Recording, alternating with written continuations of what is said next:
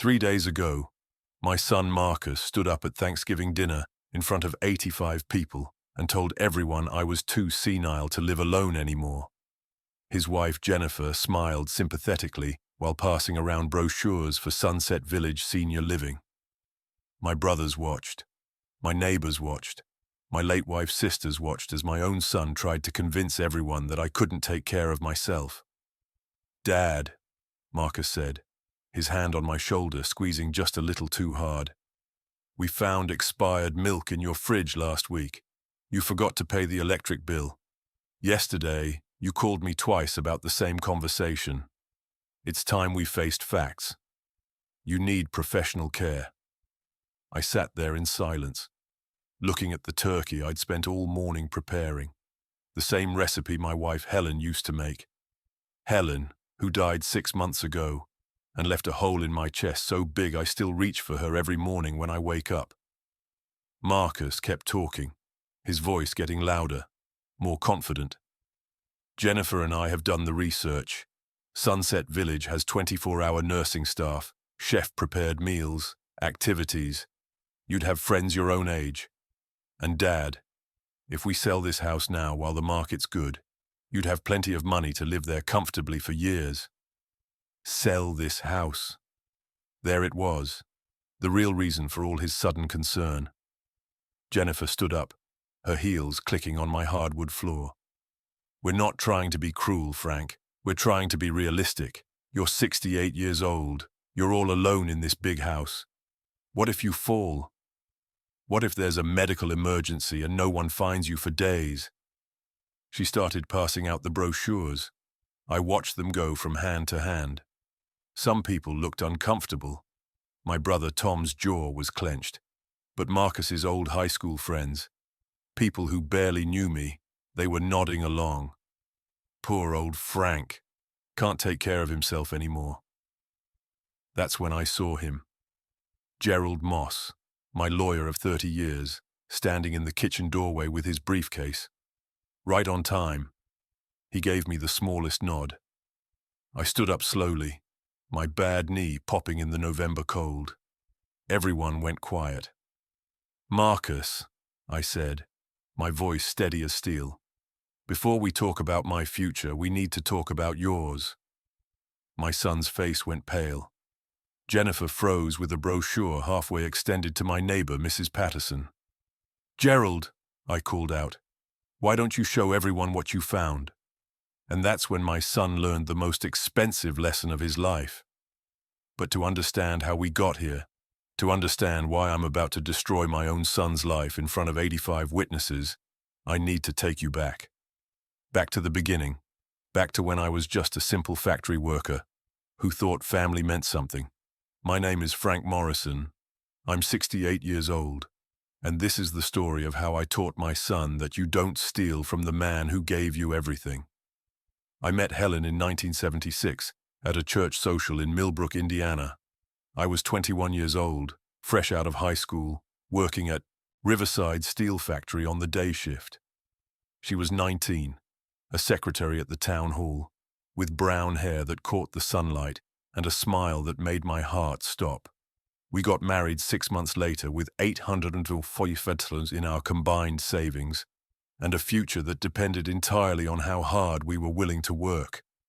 Those first years taught us what it meant to sacrifice. I worked 6 a.m. to 2 p.m. at the factory, then picked up odd jobs in the evenings, landscaping, painting houses, anything that paid cash. Helen kept working at the town hall and took in sewing on the side. We lived in a tiny apartment above Mel's hardware store, where the pipes froze every winter, and the summer heat made it feel like an oven. We ate a lot of beans and rice, a lot of generic brand everything. Our dates were walks in the park because we couldn't afford the movies. But God, we were happy. We'd sit on the fire escape on summer nights, Helen's head on my shoulder, planning our future, a house, kids, a life we could be proud of. Marcus was born in 1982. I remember the exact moment they put him in my arms at Millbrook General Hospital. 6 pounds, 3 ounces, tiny red face all scrunched up. I looked at Helen, exhausted but glowing in that hospital bed, and I made a promise. To both of them. I'm going to give him everything I never had, I told her. He's never going to know what it's like to choose between fixing the car and buying groceries. He's never going to wear hand-me-downs that don't fit. He's going to have opportunities. For the next 40 years, I kept that promise. Every single day. I worked at Riverside Steel through 3 ownership changes, 2 recessions, and more overtime shifts than I can count. My hands got permanently stained from the metal. My back developed problems from years of heavy lifting. I had to wear a knee brace by the time I was 45. But every 2 weeks, that paycheck went into our account, and Helen and I built our life $1 at a time. We bought our house in 1985, a 3-bedroom ranch on Maple Street with a big backyard and an oak tree perfect for a treehouse. $68,000 with a 30-year mortgage at 9.5% interest. The real estate agent tried to talk us into something smaller, something more realistic, for a factory worker's salary. But Helen had done the math. We could swing it if we were careful. I'll never forget the day we got the keys. Helen cried when she walked through the empty living room. Marcus, only 3 years old, ran through the house laughing, his footsteps echoing on the hardwood floors. That night, we slept on the floor with blankets because we didn't have furniture yet. But we were in our own home. Over the years, I put my blood and sweat into that house. I built Marcus's treehouse in the oak tree, board by board, after my shifts at the factory. I installed the tile in the kitchen, learning from library books because we couldn't afford to hire someone. I painted every room, fixed every leak, replaced every worn-out appliance. That house became more than just walls and a roof. It became the physical proof of everything Helen and I had worked for. Marcus grew up there. He played Little League in that backyard, hit his first home run, and came running to show me the dent in the aluminum bat. He built model rockets at the kitchen table. He brought home stray cats that Helen would pretend to be annoyed about but always let him keep. On Sunday mornings, Helen would make her famous cinnamon rolls, and we'd eat them on the back porch, watching Marcus climb that oak tree higher and higher each year. When Marcus started high school, I could see he was smart. Not just book smart. Sharp. He understood things quickly, asked questions that showed he was really thinking. His guidance counselor called us in junior year. Mr. and Mrs. Morrison, Marcus has the grades for college. Have you thought about his future? Helen and I looked at each other. College. No one in my family had ever gone to college. My dad worked in a coal mine. My grandfather was a farmhand. The Morrison men worked with their hands and their backs. But Marcus could be different. How much does college cost? I asked. The counselor pushed some papers across her desk. The numbers made my stomach drop. Tuition, room and board, books, fees. It might as well have been $1 million. That night, Helen and I sat at the kitchen table until 2 a.m., running numbers on a yellow legal pad. We could take out loans. I could pick up extra shifts. Helen could work more hours. We'd make it work somehow. Frank, Helen said, reaching across the table to take my hand. This is what we've been working for, to give him a chance at something better. Marcus graduated high school in 2000 with a 3.8 GPA and a scholarship that covered half his tuition to Indiana State University. We covered the rest. I took every overtime shift the factory offered. Helen started cleaning houses on weekends. We stopped going out to eat completely. We wore our clothes until they literally fell apart, but we paid every tuition bill on time. I'll never forget Marcus's graduation day in 2004. Watching him walk across that stage in his cap and gown, the first Morrison to get a college degree. Helen squeezed my hand so hard I thought she'd break my fingers. "We did it, Frank," she whispered. "We actually did it." Marcus got a job at a commercial real estate firm in Indianapolis. Good money, benefits, a future. He moved to the city, got an apartment, started wearing suits to work. When he came home for Christmas that first year, he looked different, stood different, talked different, more confident, more polished. I was proud. This was exactly what I'd wanted for him. Then he met Jennifer. She came home with him for Thanksgiving 2006. Tall, blonde, pretty in an expensive kind of way. She worked at the same real estate firm, came from a family in Carmel, one of the wealthy suburbs north of Indianapolis. I remember watching her walk through our house that first time, the way her eyes swept over our old furniture, our worn carpet, our outdated kitchen, the way her smile got tight. "What a cozy home," she said. The pause before cozy said everything. Helen noticed too. That night, after Marcus and Jennifer had gone to bed in the guest room, Helen sat on the edge of our bed brushing her hair. "She doesn't like us," Helen said quietly. "She doesn't know us yet," I replied. "Give her time." But Helen was right. Over the next few years, as Marcus and Jennifer's relationship got serious, the distance between us grew. Phone calls became shorter. Visits became less frequent. Once a month became once every few months became just major holidays. They got married in 2008 at a country club in Carmel. The wedding cost more than our first car. Jennifer's parents paid for most of it, but Marcus insisted on contributing. I remember thinking the amount he spent on flowers alone could have fed Helen and me for 3 months. At the reception, Jennifer's mother looked at the gift table where Helen and I had placed our carefully wrapped present, a set of good kitchen knives we'd saved for months to buy, and I heard her whisper to someone, "How quaint." Marcus and Jennifer bought a house in Carmel in 2010, $385,000. I nearly choked when Marcus told me the price. That was more than I'd made in 10 years at the factory. But Marcus assured me they could afford it. His real estate career was going well.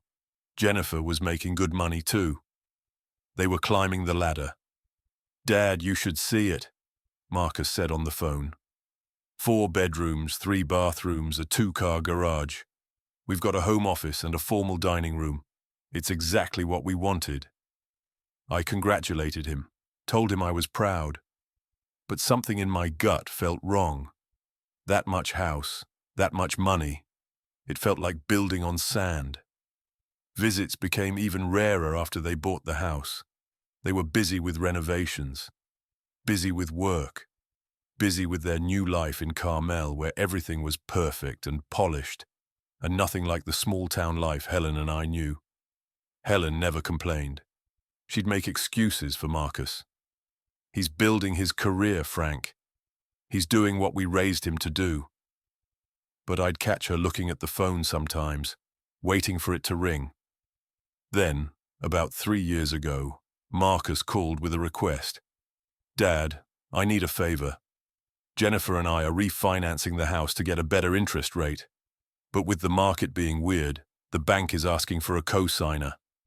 Just as backup. We qualify on our own, but having a co-signer would get us a better rate and save us thousands." A co-signer. Marcus, I don't know anything about that stuff. "It's just a formality, Dad. You wouldn't be responsible for anything. It's just your signature saying you'd back us up if something went wrong, which it won't. We're making 6 figures combined. This is purely to get a better rate." Helen and I talked about it that night. She was hesitant. "Frank, I don't understand all this financial stuff. Maybe we should ask someone." But Marcus was my son, and he'd never lied to me before. Why would he start now? "It's fine," I told her. "He said it's just a formality." The next week, Marcus brought over a stack of papers. He guided my hand to the signature lines, flipping pages quickly. "Sign here, initial here, date here." It was a blur of legal language I didn't understand, but I trusted him. He was my son. I signed. "Thanks, Dad." You're saving us about $300 a month. That's $3,600 a year we can put toward the principal." After he left, Helen looked worried. "I hope we did the right thing." "Helen, he's our son. Of course we did." But Helen's instinct was better than mine. It always had been. Life continued. I retired from Riverside Steel in 2021 after 40 years. They gave me a gold watch and a pension that, combined with Social Security, would keep Helen and me comfortable if we stayed careful. We'd paid off the house mortgage 5 years early by putting every spare dollar toward the principal. No debt. Paid off house. Modest savings. We'd done it. Helen retired around the same time from her job at State Farm Insurance, where she'd worked for 25 years. She had a small pension and a life insurance policy through work. We were set for our golden years. Travel, relaxation, time together. Then in January 2024, Helen started feeling tired. Not normal tired, bone-deep exhausted. By March, after weeks of me begging her to see a doctor, we got the diagnosis that destroyed our world. Stage 4 lung cancer. Aggressive. Already spread to her lymph nodes. She'd never smoked a day in her life. "How long?" I asked the oncologist while Helen sat in the chair beside me, staring at nothing. "With treatment, maybe 6 months. Without it, 3. We did the treatments. Chemo that made her violently ill. Radiation that burned her skin. Experimental drugs that cost a fortune even with insurance. I sold my truck. I dipped into our savings. I would have sold everything we owned to buy her one more day. Marcus visited twice during those 3 months. Twice. The first time he stayed for an hour. The second time, 45 minutes. He was busy with a big deal, he said. Jennifer couldn't handle hospitals. They'd visit more when Helen was feeling better, but Helen didn't get better. She died on June 15, 2024, at 2:37 in the morning. I was holding her hand in our bedroom. The hospice nurse was there, sitting quietly in the corner. Helen's eyes opened one last time. She looked at me with those brown eyes I'd loved for 48 years. "Frank," she whispered, "don't let anyone make you feel small." "I won't," I promised. "I won't." She squeezed my hand one last time. Then she was gone. I sat there holding her hand until it went cold. Until the hospice nurse gently told me it was time to let her go. Until my brothers Tom and David arrived and had to physically pull me away from the bed. The funeral was 3 days later. Simple, like Helen wanted. She was buried in Millbrook Cemetery under the willow tree, in the plot next to where mine will be someday. Marcus gave a eulogy about what a wonderful mother Helen had been. He cried. Jennifer dabbed at her eyes with a tissue. They stayed for the reception at the church, then left, citing a work emergency.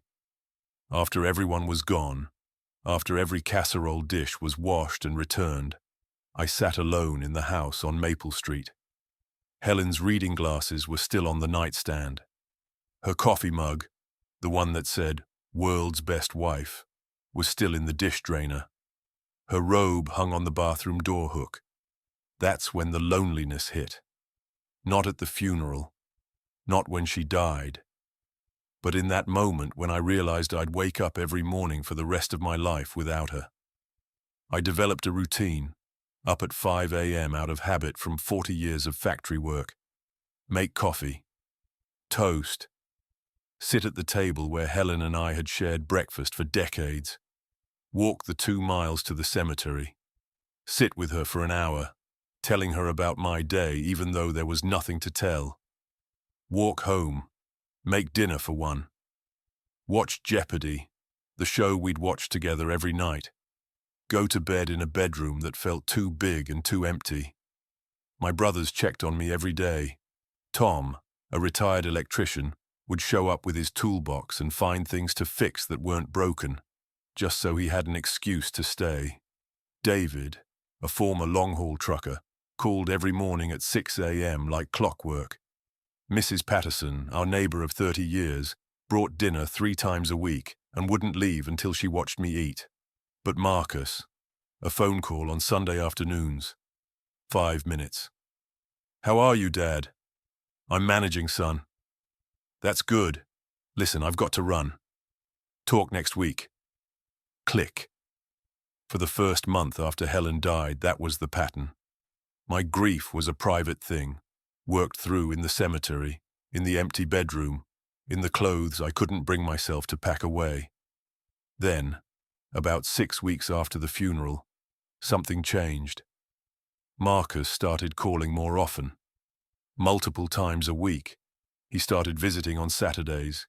He'd drive the 45 minutes from Carmel to Millbrook and spend the afternoon checking on things. At first, I was grateful.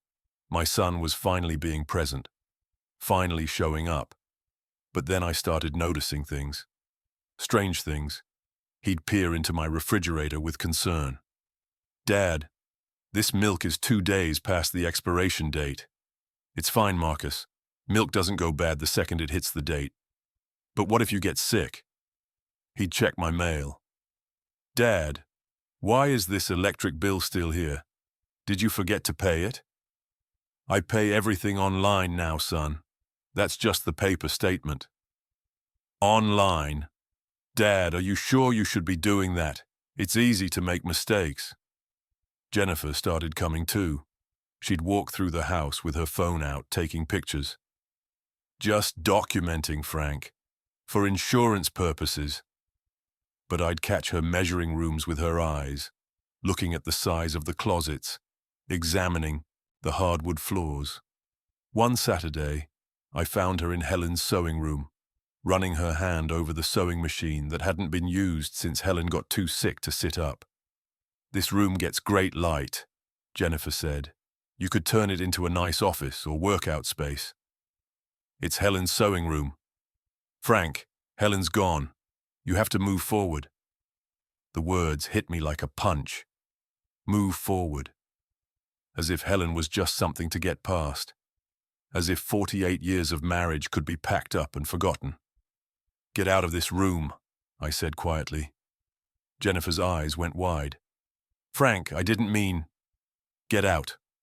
She left. But I saw the look she exchanged with Marcus on her way out. The look that said, see? He's not thinking clearly. 2 weeks ago, Marcus sat me down for what he called a serious talk. We were at my kitchen table, the same table where Helen and I had made every major decision of our lives, where we'd planned our budget every month, where we'd helped Marcus with his homework, where we'd celebrated his college acceptance letter. Dad, Marcus began, his voice taking on that careful tone people use with children or confused elderly people. Jennifer and I have been talking. This house is too big for one person. You're here all alone. What if you fall? What if there's an emergency? I have my phone. I have Tom and David. I have Mrs. Patterson right next door. But Dad, that's not the same as professional care. We've been researching senior living communities. Really nice places. They have activities, social events, people your own age. You'd make friends, and you wouldn't have to worry about maintenance or cooking or any of that. He slid a brochure across the table. Sunset Village Senior Living. The cover showed elderly people laughing around a card table in a room with too much artificial light. I don't want to live in a senior home, Marcus. I want to live here, in my house, where I raised you, where your mother lived. Jennifer leaned forward. She'd been quiet until now. Frank, be realistic. You're 68 years old. This house is old. The maintenance is expensive. You're isolated here. The housing market is really strong right now.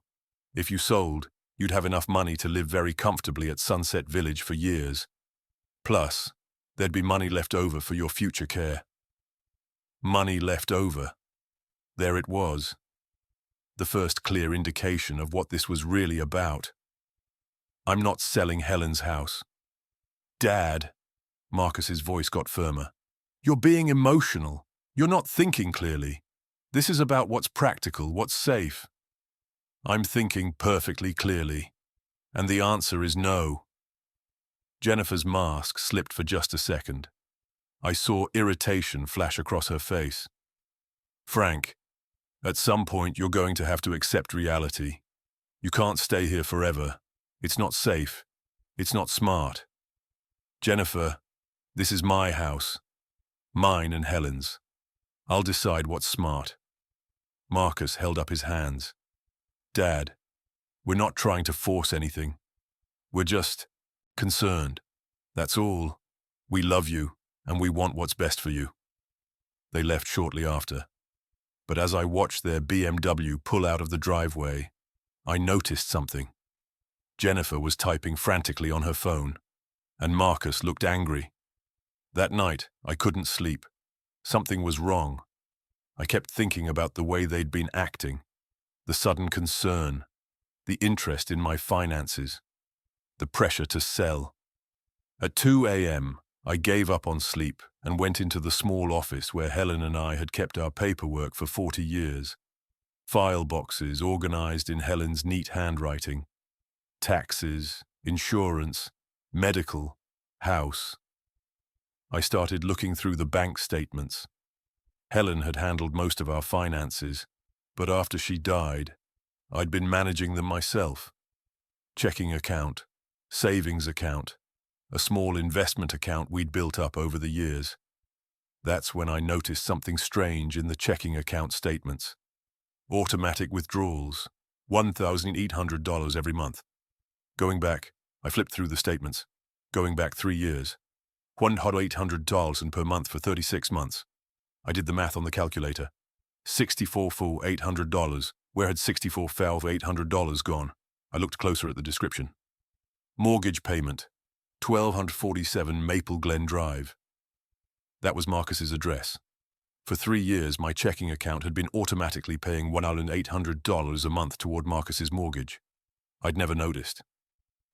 Helen had handled the day-to-day finances, balancing the checkbook, paying bills. After she died, I'd just glanced at the statements to make sure there was enough for groceries and utilities. I never looked closely at the automatic withdrawals. My hands were shaking.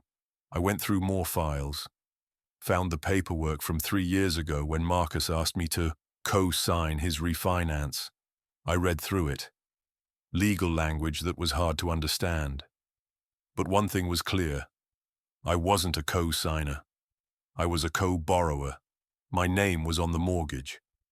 And somehow, my bank account had been set up to make the payments. Had Marcus done this deliberately? Had he tricked me into signing something I didn't understand? Or had I just been too trusting, too willing to believe my son when he said it was just a formality? Either way, I'd been paying his mortgage for 3 years. $64,800 of my money. Money I'd earned working 40 years in a factory. Money Helen and I had saved. Gone. And now Marcus wanted me to sell my house. Wanted me in a senior home. Wanted access to whatever money that would free up. I sat in that office until dawn. Papers spread around me. My whole body cold with the realization of what my son had become. At 7 a.m., I called Gerald Moss. He'd been our lawyer for 30 years. Handled our wills, our house purchase, every legal matter Helen and I ever had. He was 71 now, semi-retired, but he still took care of long-time clients. Frank, are you all right? It's early. Gerald, I need your help. I need you to investigate something for me. I told him everything. The pressure to sell, the house, the sudden concern about my mental state, the mortgage payments I'd been making without knowing it. Gerald was quiet for a long moment. Frank, are you sure you want to go down this road? If what you suspect is true, I'm sure. I need to know what my son is really doing, and I need to know if I'm paying for anything else I don't know about. All right, give me a few days. I'll look into it. It took Gerald 4 days. When he called me back, his voice was grave. Frank, can I come to your house? This isn't a conversation for the phone. He arrived an hour later with a thick folder. We sat at the kitchen table, the same table where Marcus had convinced me to sign those papers 3 years ago. "Frank," Gerald began, "what I found is troubling. You're listed as a co-borrower on Marcus's mortgage. That's different from a co-signer. It means you're equally responsible for the debt, and these automatic payments have been coming out of your account since the refinance. Did you authorize that?" "No, I didn't even know. There's more. I pulled Marcus's public financial records. He's heavily in debt. Multiple credit cards maxed out, total of about $47,000. A personal loan for $35,000 that he's behind on payments. He's also been borrowing against his 401k, which is never a good sign. How much does he owe in total? Best estimate, about $95 in consumer debt, not counting the mortgage. And Frank, there's something else. I did some asking around. His real estate career isn't going as well as he's been letting on. The market shifted. His commissions are way down. Some people are saying his company might let him go." The room felt like it was spinning. "So he's broke." "He's worse than broke. He's drowning, and I think he sees you as a life raft." I stared at the papers Gerald had spread across the table. Bank statements, credit reports, mortgage documents. The evidence of my son's betrayal laid out in black and white. "What are my options?" "You could confront him. You could demand he refinance and remove you from the mortgage. You could sue for the money back. Or," Gerald looked at me carefully, "or you could let him keep digging his hole. Let him think you're unaware. Document everything. And when he makes his next move, you be ready with all the evidence." "You think he's going to make another move?" "Frank, he's $95,000 in debt, and he's been paying his mortgage with your money. If he thinks you're senile and vulnerable, if he thinks he can get you declared incompetent or convince you to sell your house, yes, I think he's going to make a bigger move." That's when I came up with the plan. "Gerald, Thanksgiving is in 2 weeks. I'm hosting it at my house, like Helen and I always did. I want you to be there. And I want you to bring every piece of evidence you found. Can you do that?" Gerald smiled, the first smile I'd seen from him all morning. "Frank, I've known you for 30 years. I've never seen you be vindictive. Are you sure about this?" "This isn't vindictive, Gerald. This is educational. My son needs to learn that you don't steal from the man who raised you, and I'm going to teach him in front of everyone who matters." The next 2 weeks, I played my part perfectly. When Marcus visited, I acted a little more confused. I'd ask him the same question twice. I'd forget where I put my keys. I'd leave the milk out on the counter after breakfast. Marcus ate it up. "Dad, you left the stove on this morning. I had to turn it off." I hadn't, but I let him think I had. "Did I? I'm sorry, son. I guess I'm getting forgetful." I could see the satisfaction in his eyes, see him mentally calculating how soon he could move me into Sunset Village and get his hands on my assets. Jennifer got bolder. "Frank, we really need to talk about estate planning. Have you updated your will since Helen died?" "I haven't thought about it." "You should. These things are important. Who's your executor? Who has power of attorney?" "I suppose Marcus would be the natural choice." Her eyes lit up. "That would be wise. I can have our lawyer draw up the papers. Let me think about it." But I wasn't thinking about it. I was planning. I called everyone for Thanksgiving. My brothers Tom and David and their families. Helen's sisters Margaret and Ruth and their families. Our neighbors, the Pattersons. Mrs. Kowalski from church. Even Marcus's old high school buddies who still lived in town. By the time I was done, I had 85 people coming. Marcus was thrilled when I told him. "Dad, that's great. It'll be good for you to have family around. Hey, would you mind if Jennifer and I made an announcement at dinner?" Nothing big. Just wanted to share some family news. Of course, son. I knew exactly what announcement he was planning. He was going to tell everyone about moving me to Sunset Village. Make it sound like a family decision. Get everyone on board before I could object. But I had my own announcement planned. Thanksgiving morning, I woke up at 4 a.m. and started the turkey. 22 pounds, butter rubbed and stuffed with Helen's cornbread stuffing recipe. As I worked in that kitchen where Helen and I had cooked together for decades, I talked to her. I hope I'm doing the right thing, Helen. I hope you'd be proud of this. The wind rattled the kitchen window, and I chose to believe that was her answer. People started arriving at 2 p.m. Tom and David came early to help set up tables in the backyard. We had to. 85 people wouldn't fit in the house. November in Indiana was cold, but we had propane heaters and plenty of blankets. Margaret and Ruth took over the kitchen immediately, bossing everyone around like Helen used to do. "Frank, you've outdone yourself," Margaret said as she checked the turkey. "Helen would be so proud of this bird." "Thanks, Maggie. I did my best." Marcus and Jennifer arrived at 3 p.m. in their BMW. Marcus wore a cashmere sweater that probably cost $300. Jennifer's heels were designer. They looked like they were arriving at a country club, not a backyard Thanksgiving in a small Indiana town. "Frank!" Jennifer hugged me, all artificial warmth. "Everything smells amazing. And look at all these people. Such a wonderful turnout." I bet she was counting heads, calculating how many witnesses there'd be for Marcus's announcement. By 4 p.m., everyone had arrived. The backyard was packed with people I loved.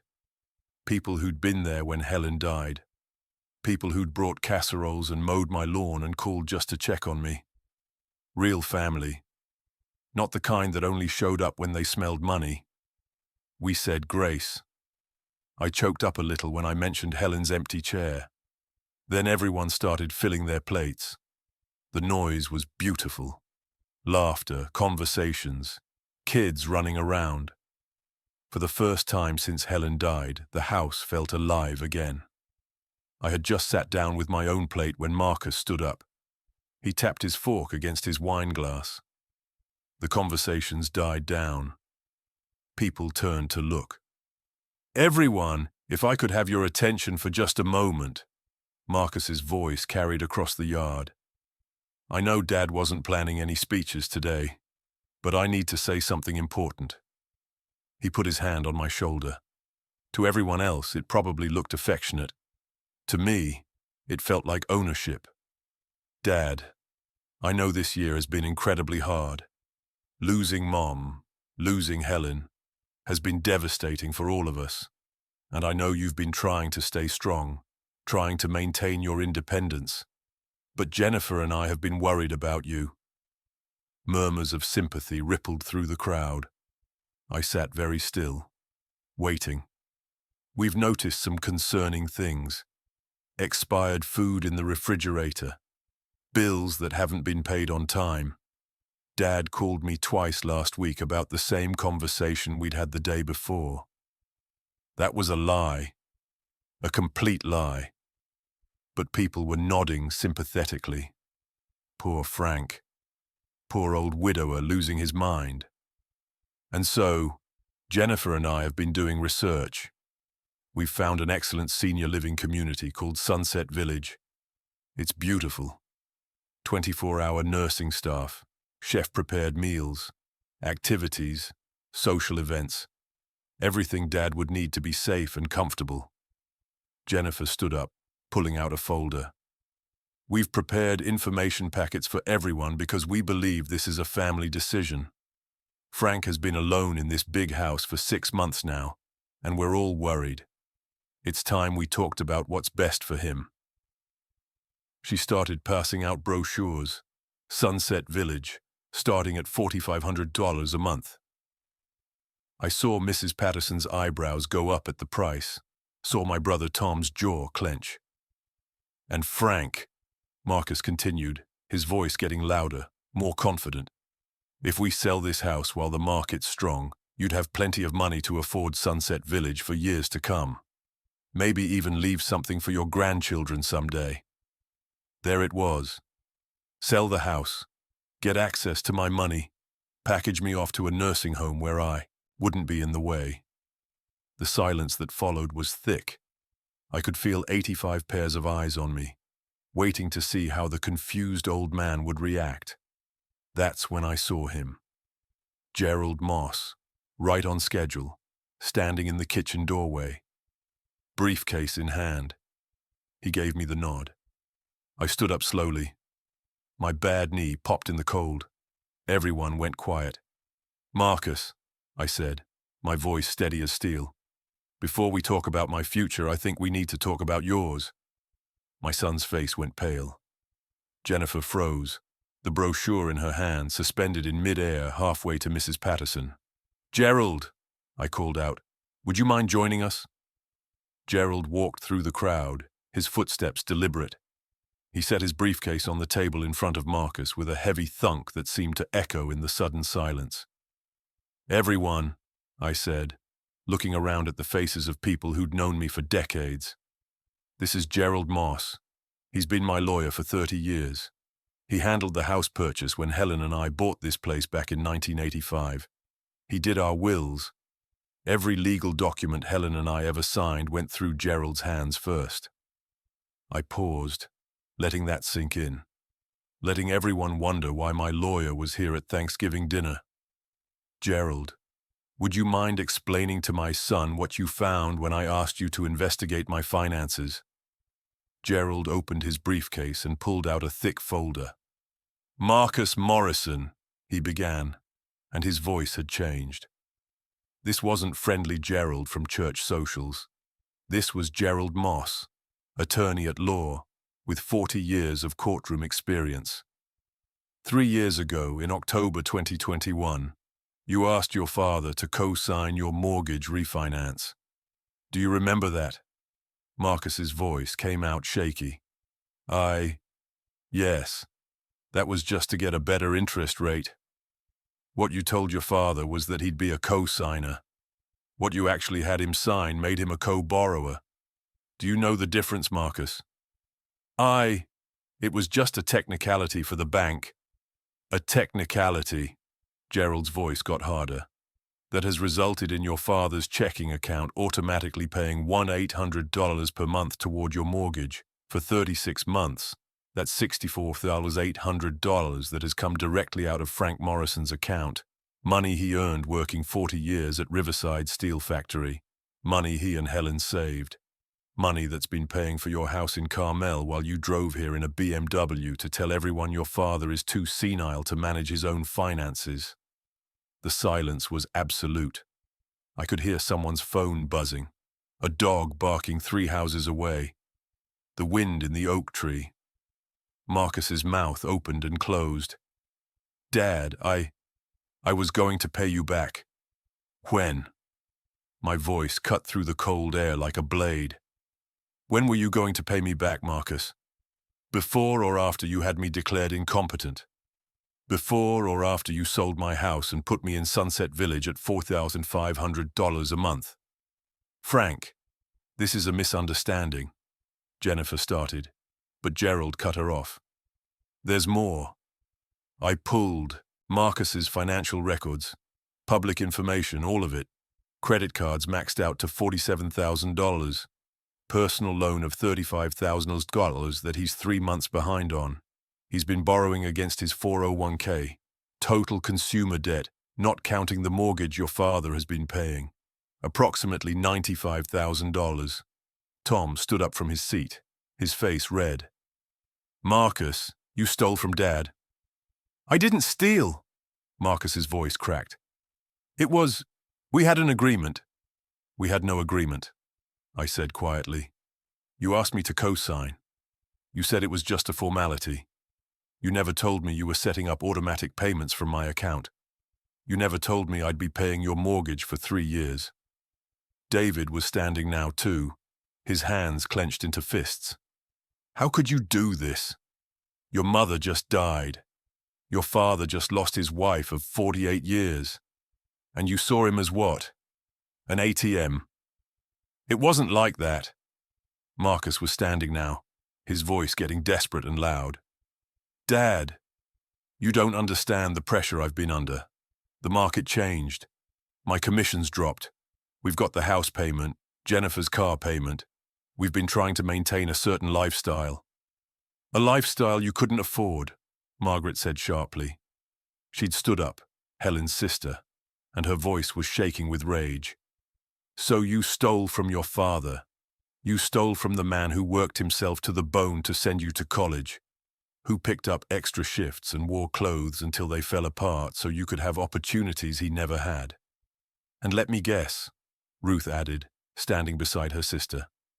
When you heard about Helen's life insurance, you thought you'd found the solution to all your money problems. Get dear old Dad declared incompetent, get power of attorney, sell his house, and help yourself to everything he and Helen spent 48 years building.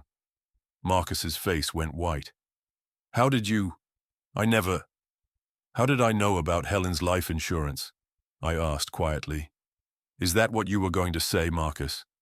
He stared at me, trapped. I know because I found the policy paperwork in Helen's files. $800,000, Marcus. Your mother had a life insurance policy through State Farm, where she worked for 25 years. The payout came through in July, and somehow you found out about it. I pulled out my own folder from under my chair, opened it. Inside was a letter in Helen's handwriting. Your mother wrote me a letter before she died, sealed it and left it with Gerald with instructions to give it to me 3 months after she passed. I got it in September. Would you like to know what it says? The backyard was so quiet I could hear my own heartbeat. She says, Frank, by the time you read this, I'll be gone, and you'll be grieving. But I need you to know something. I don't trust Marcus with money. I never have. He's always lived beyond his means, always chasing the next big thing. When he asked you to co-sign that mortgage 3 years ago, I told you I had a bad feeling. You signed anyway, because he's your son and you trust him. I'm not angry about that. That's who you are. But Frank, I need you to promise me something. That $800,000 life insurance is for you. Not for Marcus. Not for anyone else. It's so you can live comfortably. So you never have to worry. So you can stay in our house for as long as you want. Don't let anyone guilt you into giving it away. Don't let anyone tell you that you're being selfish for keeping what we worked our whole lives to build. Promise me, Frank. Promise me you'll take care of yourself first. My voice broke on the last sentence. I had to stop, take a breath, force myself to continue. She also says, if Marcus comes around suddenly being attentive after years of being too busy, be careful. I love our son, but I know his weaknesses. Don't let him make you feel small. You're the strongest man I've ever known, and you deserve respect. I looked at Marcus. His eyes were wet, but I couldn't tell if it was shame or just panic. So here's what's going to happen, son. Gerald has prepared some documents for you. You have 30 days to refinance that mortgage and remove my name completely. You will pay me back the $64,800 you've taken from my account. We'll call it a loan, even though we both know you never asked permission. You can pay me $500 a month for the next 10 years. No interest. That's more generous than you deserve. And if I can't, Marcus's voice was barely a whisper, then I foreclose on the house, because according to Gerald, since I'm a co-borrower who's been making the payments, I have every legal right to do that. And Marcus, I will. I spent 40 years at Riverside Steel. I learned how to follow through on what I say I'm going to do. Gerald pulled out more papers. There's also this, a cease and desist letter. You are not to contact your father about selling this house, moving to assisted living, or anything related to his finances. Any future communication goes through me. If you violate this, we'll pursue legal action for elder financial abuse." "Elder abuse?" Jennifer's voice was shrill. "This is ridiculous. Frank, we were trying to help you." "Help me?" I turned to look at her. "You were measuring the rooms in my house. You were asking about my estate planning. You were telling people I called Marcus twice about the same conversation, which is a lie, by the way. I write down every phone call in a notebook. Have for years. It's how I stay organized. Would you like to see it?" I pulled out a small notebook from my pocket, flipped it open to the past 2 weeks. November 12th, 2:30 p.m. Called Marcus about Thanksgiving menu. November 15th, 7:01 p.m. Marcus called to say he'd be here at 3 p.m. November 18th, 11 a.m. Called Marcus to confirm he'd bring folding chairs. That's 3 calls in 2 weeks, all about different topics. Where's this mysterious repeated conversation, Jennifer? She had nothing to say. And the expired milk? It was 1 day past the date. 1 day. I drank it the next morning and I'm fine. The electric bill. Paid online 2 days before the due date, like I pay all my bills. You wanted to build a case that I was incompetent. You needed witnesses to see me as confused, declining, unable to manage my own life. Well, here's your audience, Jennifer. What do they see now? Mrs. Patterson stood up, her voice sharp. They see a sharp man who's been played for a fool by his own son. Frank Morrison, I've lived next door to you for 30 years. I've watched you fix your own roof, balance your own checkbook, help half the neighborhood with their taxes every April. You're as sharp as you've ever been. Sharper, Tom added, because you just caught a con artist red-handed. Marcus looked around at the faces staring at him. Friends from high school who'd watched him grow up. Neighbors who'd known him since he was in diapers. Family who'd celebrated his college graduation, his wedding, every milestone. And now they were looking at him with disgust. "Dad," he said, and his voice broke. "Dad, I'm sorry. I made mistakes. I got in over my head, but I'm your son. I'm your only child. We can work this out. Please." For a moment, looking at his face, I saw the boy who'd cried when his dog died. The teenager who'd hugged me when he got his college acceptance letter. The young man who'd asked me to walk him through changing a tire because he wanted to learn how I did it. But then I remembered sitting alone in the hospice room with Helen, while Marcus was too busy with a big deal to visit. I remembered 3 years of my money paying for his life, while he complained about his father's outdated furniture. I remembered Jennifer measuring rooms in my house like Helen had never existed. Marcus, I love you. I will always love you. But love doesn't mean letting you steal from me. Love doesn't mean letting you convince the world I'm incompetent so you can take what your mother and I built. Your mother was right. I can't let anyone make me feel small. Not even you. I turned to Gerald. "Give him the papers." Gerald handed Marcus a manila envelope. "Everything's in there. The refinancing requirements, the repayment schedule, the cease and desist. You have 30 days, Marcus. I'd suggest you start by calling a mortgage broker tomorrow morning." Marcus took the envelope with shaking hands. Jennifer grabbed her purse, her face flushed red with humiliation. "Frank, you're making a huge mistake," she hissed. "We were trying to help you. When you're lying in this house unable to get up, don't call us." "I won't," I said simply. "I have Tom and David. I have Margaret and Ruth. I have Mrs. Patterson and Mrs. Kowalski and half the people in this yard. I have people who actually care about me, not just my bank account. I'll be fine." They left. The BMW's tires squealed on the pavement as they pulled away. The whole backyard watched them go. For a long moment, nobody said anything. Then Tom walked over and put his hand on my shoulder. "That took guts, Frank. That took Helen." Corrected. She knew. She always knew. Margaret was crying. She did. She told me 6 months before she died that she was worried about Marcus. She said he'd changed, gotten too focused on money. She made me promise to look out for you. You kept your promise, I said. The Thanksgiving dinner that followed was strange but good. People were subdued at first, processing what they'd witnessed. But gradually, conversations started up again. Kids started playing. Someone put on music. We ate Helen's pumpkin pie, and David told stories about the trouble Helen and I used to get into when we were young and broke. Remember when you two entered that dance competition to win the $50 prize? David laughed.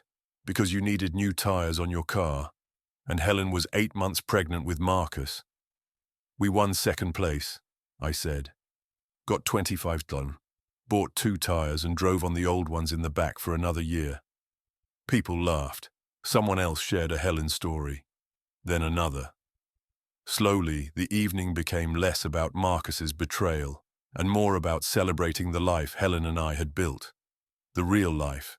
The one that mattered. By 10 p.m., everyone had gone home except Tom and David. We sat in the kitchen, the 3 Morrison brothers, drinking coffee and picking at leftover pie. You going to be okay? Tom asked. I am, I said, and I meant it. For the first time since Helen died, I actually feel okay. What if Marcus doesn't refinance? David asked. What if he can't? Then I foreclose, and I'll sell the house myself and keep every penny. He made his choice. Tom nodded slowly. Helen would be proud of you, you know, standing up for yourself like that. I hope so. I really hope so. It's been 3 weeks since that Thanksgiving. Marcus hasn't called. I've heard through the grapevine that he and Jennifer are desperately trying to refinance. But with Marcus's credit score and debt load, it's not going well. Gerald thinks they'll end up agreeing to the repayment plan, but we'll see. The $64,800 would be nice to have back. But honestly, I don't need it. Helen's life insurance is invested conservatively. Between that and my pension and Social Security, I could live comfortably for another 30 years if I'm lucky enough to have that long. What I needed was my dignity, and I got that back. I'm still in my house on Maple Street. I still wake up at 5 a.m. I still walk to the cemetery every morning and sit with Helen for an hour. But now when I talk to her, I tell her different things. I tell her about the class I'm teaching at the senior center, financial literacy for seniors, how to protect yourself from financial abuse, how to recognize warning signs, how to make sure your family sees you as a person and not an inheritance waiting to happen. Last week, a 74-year-old woman named Dorothy stayed after class. She was crying. My son has been pressuring me to sign over power of attorney, she said. He says it's just to help with bills. But after your class, I looked at my bank statements. He's been taking money. Not a lot. $200 here, $500 there. I thought I was going crazy. You're not crazy, I told her, and you're not alone.